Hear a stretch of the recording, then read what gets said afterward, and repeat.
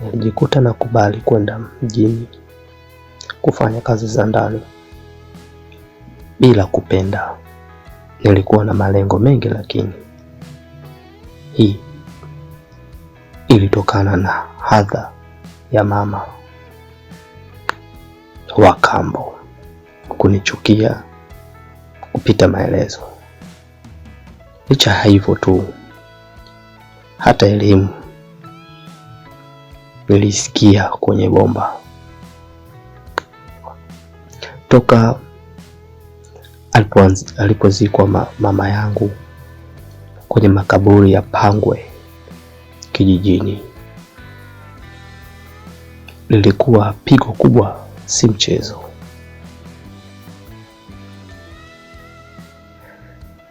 Nilijichukia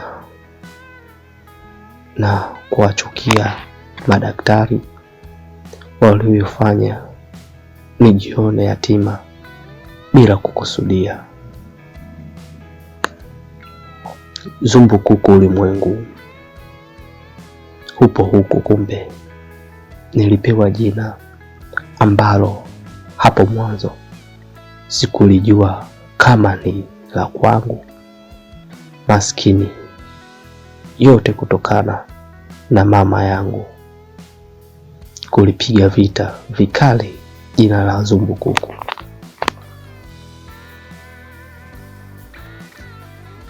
Nilipopachikwa na wana kijiji, hii ilitokana na tabia yangu ya upole na kujiweka mbali na ugomvi.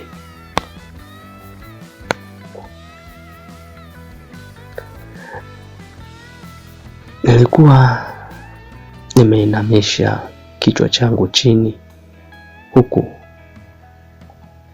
kumkimbize mbali zikinijia kichwani kwangu. Nilishtuka na kofi moja la mgongo lililonipelekea kujua kumbe sikuwa sehemu salama ya kunipa msaada, nasaha, niwaze na kuyatafakari yote hayo.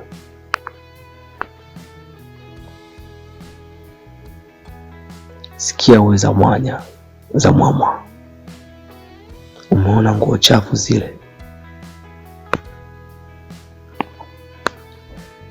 Sikia wewe za mama, umeona nguo chafu zile? Alinena mama yangu wa kambo. Na kule umeona sijadeki? Basi nikirudi nilivyopaacha, sitarajii kama nitakapokuta hivyo. Sawa, ndiyo mama. Alisita kulitamka hilo jina baada ukatwa jicho liashirialo hasira.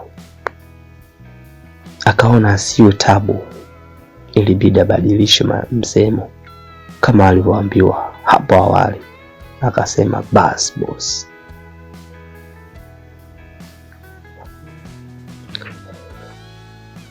Alisonya mama kufikia na kuniangalia huko akiwa kwenye hamu ya kutaka kunirukia ili anirarue kama simba. Mateso, manyanyaso nilishazoea kila kitu, hakuna ugeni, bali tu ni vile ambavyo maisha yaliniendea lesi sana. Baba mara ya mwisho kuongea naye ilikuwa siku ya kumaliza msiba wa mama. Umwambii kitu kuhusu mke wake, wala hasikii kabisa. Kwanza humwelezi kitu hata siku moja kuhusu mke wake. Haikuhitaji degree wala diploma, bali ilihitaji utulivu wa akili tu, basi utafahamu kila kitu. Licha ya elimu yangu niloishia darasa la 7, kwani nilipasi wastani wa juu kabisa, ila kutokana na figisu za mama wa kambo ili nifanya nisiendelee kusonga mbele, bali nilibaki nyumbani mpaka kunifanya beki 3 yeye pamoja na wanaye. Hii inauma sana na inauma mno.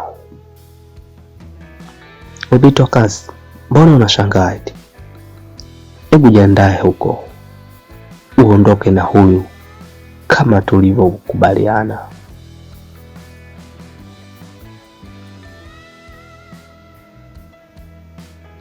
Asilipwe mahali na wala asilipwe mshahara wote, bali mshahara wote utatumwa kwangu,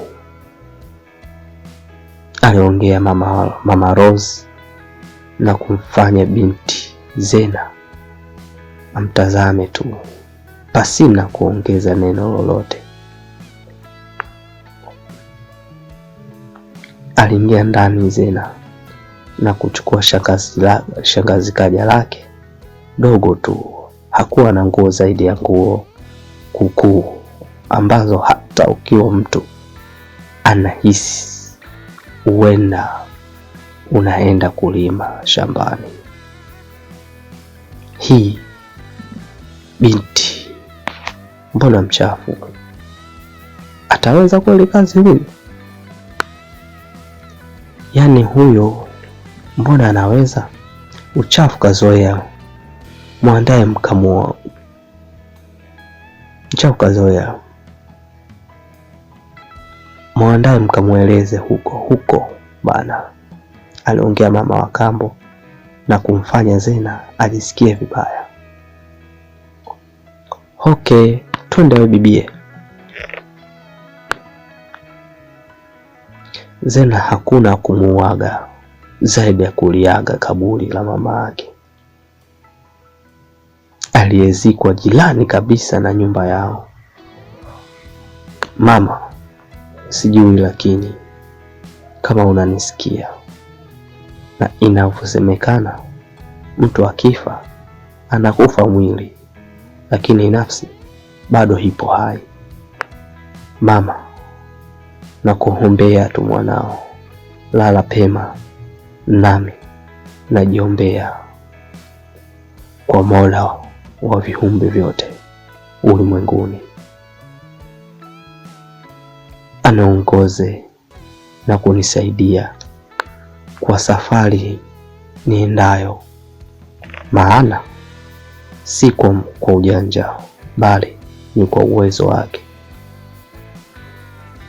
Alipomaliza kunena na moyo wake sasa akawa free kuondoka. Hii we twende basi, mbona una maseke? Kazi utaweza kweli? Maana na yaona masikio yako hayako makini kusikia nikisemacho. Basi waliongozana mpaka stendi na kukatiwa tiketi. Bibi Zena huku akihesabu hatua na kuingia garini. Hello boss, mimi nishaposti tayari na picha yake nimekutumia WhatsApp. Nicheki hapo then nitumie mzigo wangu. Chap. Okay. Sauti ilisikika kwenye kiambaza cha sauti ambayo haikuwa na mengi mambo, bali alionyesha ni hodari tu wa maneno. Alitumiwa pesa yake na kusepa pale stendi na kuelekea anapopajua yeye mwenyewe. akiwa ni mwingi wa mawazo, maskini asijue nini anachoenda kufanya huko mjini. Basi lilizidi kukata mbuga mpaka kuelekea katika kijiji cha kukiacha kijiji cha Mpagala